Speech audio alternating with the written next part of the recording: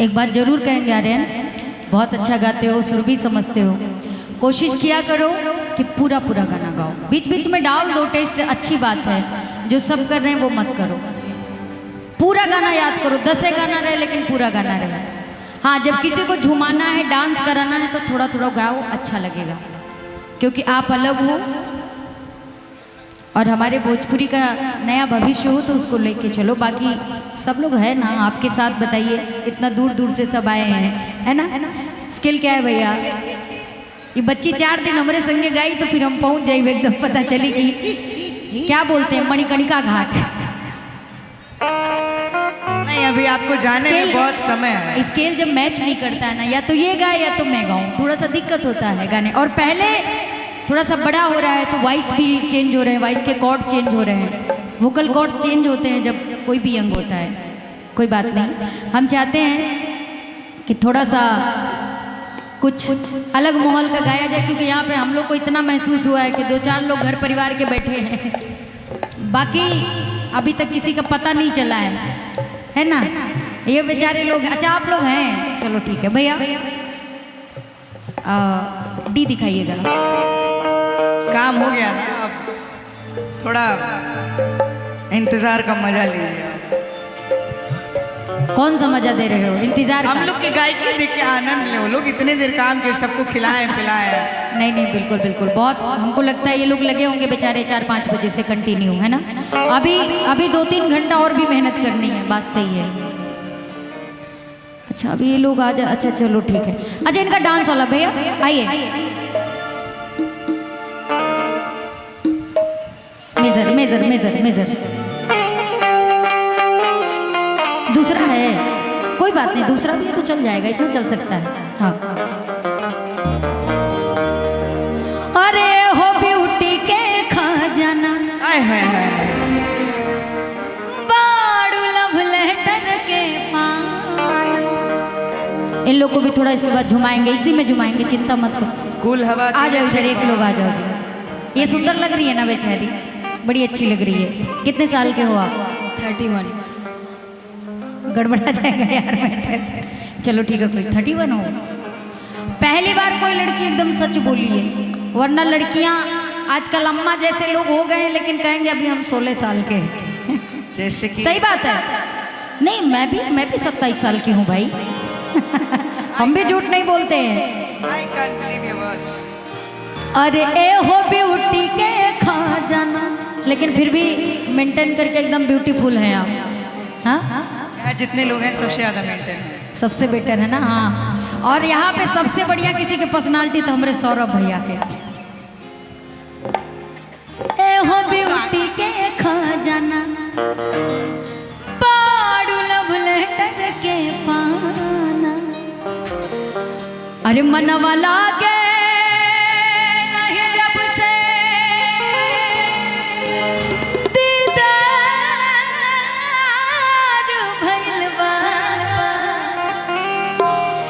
ए जान हो,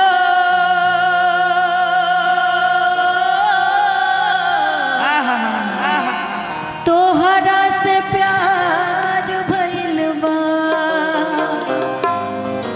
लेकिन हो ला ला ला ला ला ला ला ला, हो दिल देता दिल देता नी लेला, दिलदार समझिया हो, दिल देता नी लेला, दिलदार समझिया हो, लिख दी हले बानी तोहके हो, लिख दी हले बानी तोहके, ई तारी उमरिया हो,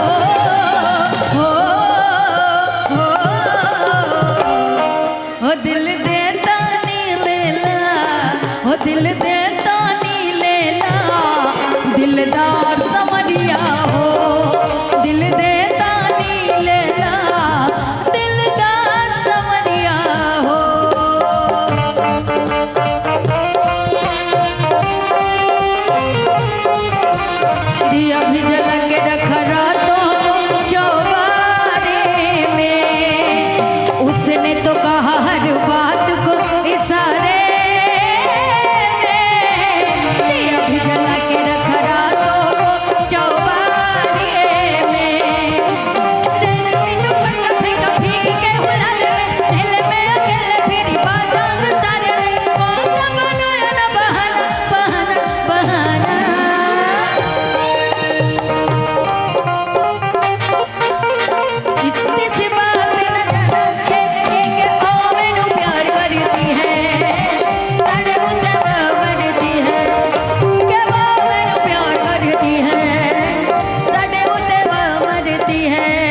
दिल देता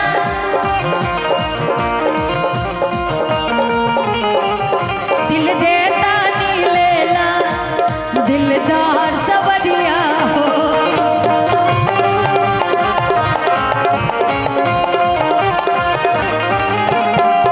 सच कही राजा हमके तोहरे से प्यार बा तोहरे से सैया हमार सोरहो सिंगार बा।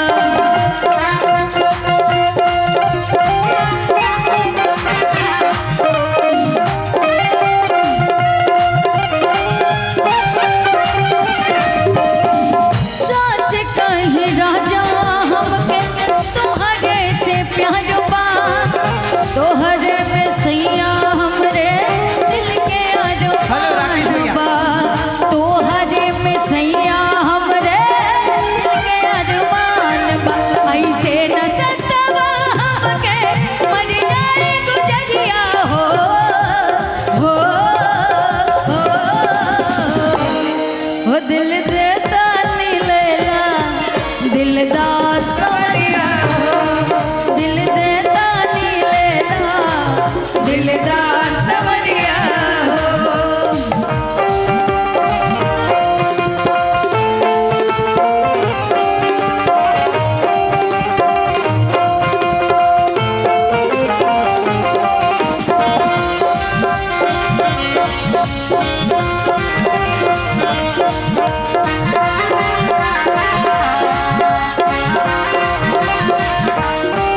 लेकिन एक लाइन इस पे हिंदी बड़ी अच्छी लगेगी, मालूम है क्या? कैसे कहूँ बिना तेरे जिंदगी ये क्या होगी, कैसे कहूँ बिना तेरे जिंदगी ये क्या होगी। जैसे कोई सजा कोई बददुआ होगी जैसे कोई सजा कोई बददुआ होगी। मुझे फर्क नहीं पड़ता। किया है ये फैसला जीना नहीं है तेरे बिना जिए तो जिए कैसे होए बिन आपके जिए तो जिए कैसे होए बिन आपके। लगता नहीं दिल कहीं बिन आपके जिए तो जिए कैसे होए बिन आपके जिए तो जिए कैसे होए बिन आपके। हो दिल देता नी लेला दिलदार सवरिया हो। दिल देता नी लेला दिलदार सवरिया हो। दिल देता नी लेला दिलदार सवरिया हो। प्रभु आप लोग अपना अपना स्थान ग्रहण कर लीजिए। सही